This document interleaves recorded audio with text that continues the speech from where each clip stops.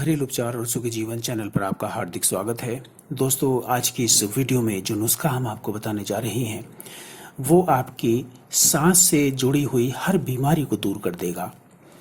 यदि आपकी सांस फूलती है और सांस फूलने के साथ खांसी आती है और खांसी के साथ बलगम आता है और आपके फेफड़ों में इन्फेक्शन है, बलगम है, छाती में दर्द है, छाती में बलगम है, इन सारी समस्याओं को दूर करने का एक ये बहुत ही शानदार नुस्खा आज हम आपको बताने जा रहे हैं।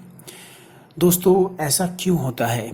ये सारी बीमारियां इकट्ठी क्यों हो जाती हैं? इसके पीछे कई सारे कारण हैं। एक तो धूल की वजह से कभी कभी किसी को एलर्जी होती है, उसकी वजह से भी होता है। और इन्फेक्शन, वायरस इन्फेक्शन या बैक्टीरिया इन्फेक्शन भी हो सकता है। और दिनों दिन बढ़ रहे हवा के प्रदूषण की वजह से भी ऐसा होता है।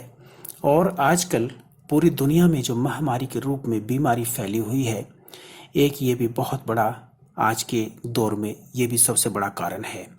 और इसके साथ साथ डर सबसे बड़ा है, जिसकी वजह से हर कोई इंसान अपने आप को बीमार महसूस करता है। दोस्तों, इसमें डरने की कोई बात नहीं है। खांसी जुकाम जैसी ये बीमारी है और इससे छुटकारा पाने के लिए आज हम आपको बहुत ही शानदार नुस्खा बता रहे हैं। दोस्तों, इस नुस्खे को बनाने के लिए जो बहुत ही इम्पोर्टेंट इसमें दवा है वो है अदरक।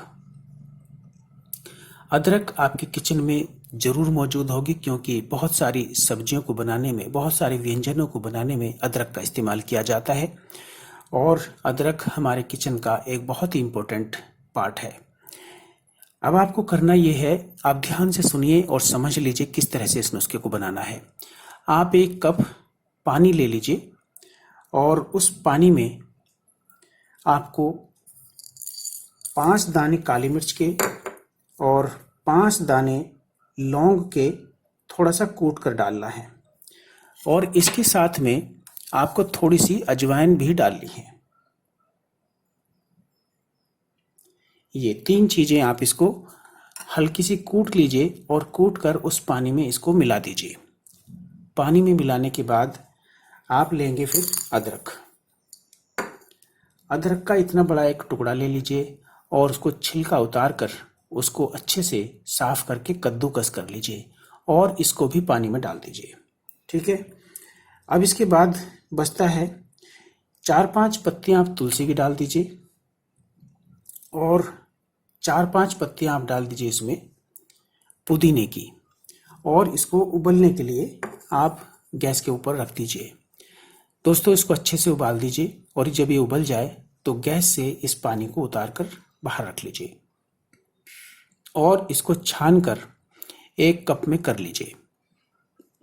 छानने के बाद यदि आप इसको बिना मीठा मिलाए पी सकते हैं गर्मा गर्म तो बहुत अच्छी बात है। और यदि बिना मीठा मिलाए इसको आप नहीं पी सकते हैं तो दोस्तों आप इसमें गुड़ का पाउडर या गुड़ मिला सकते हैं। ये गुड़ का पाउडर है, बहुत आसानी से किसी भी राशन की शॉप से मिल जाता है। तो ये आप इसमें स्वाद के अनुसार मिला लीजिए 1 चम्मच। और यदि ये गुड़ या गुड़ का पाउडर भी आपके घर में ना हो तो दोस्तों आप इसमें शुद्ध शहद भी 1 चम्मच मिला सकते हैं। ये तरीका है। लेकिन शहद आपको इसमें जब मिलाना है जब ये हल्का गर्म रह जाए। जब तेज गर्म हो तब इसमें शहद नहीं मिलाना। थोड़ा हल्का गर्म रह जाने पर आप इसमें 1 चम्मच शहद मिला लीजिए और उसके बाद आप इसको सेवन कीजिए। दोस्तों, इस नुस्खे को, इस काढ़े को, इस चाय को आपने पूरे दिन में 2 बार सेवन करनी है। एक तो आप सुबह कर लीजिए करीब 10 बजे और एक रात को सोते समय कर लीजिए।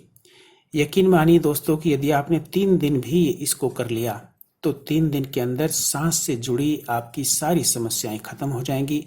जैसे आपका सांस फूलना या सांस फूलने के साथ में खांसी आना, खांसी के साथ बलगम आना, छाती में दर्द होना, छाती में बलगम होना या आपके फेफड़ों में इन्फेक्शन और फेफड़ों में बलगम होना, ये सारी समस्याएं आपकी दूर हो जाएंगी। दोस्तों, इसके यदि हम साइड इफ़ेक्ट की या नुकसान की बात करें तो इसका कोई भी साइड इफ़ेक्ट नहीं है। किसी भी तरीके से आपको ये नुस्खा नुकसान नहीं देगा और 3 दिन के अंदर आपकी सारी समस्याएं पूरी तरह से दूर हो जाएंगी। इस नुस्खे के साथ साथ आप एक काम और भी कर सकते हैं। आप एक बड़े बर्तन में पानी गर्म कीजिए और जब ये अच्छे से उबलने लगे, जब उसमें भाप निकलने लगे, तब आप अपने चेहरे को उस भाप के ऊपर, उस बर्तन के ऊपर ले जाइए और गहरी सांस लीजिए ताकि वो भाप आपके नाक से और मुंह के द्वारा फेफड़ों तक पहुंच सके। दोस्तों, इससे आपको बहुत जल्दी फायदा होगा और 3 दिन के अंदर अंदर आपकी ये सांस से जुड़ी समस्याएं सारी खत्म हो जाएंगी।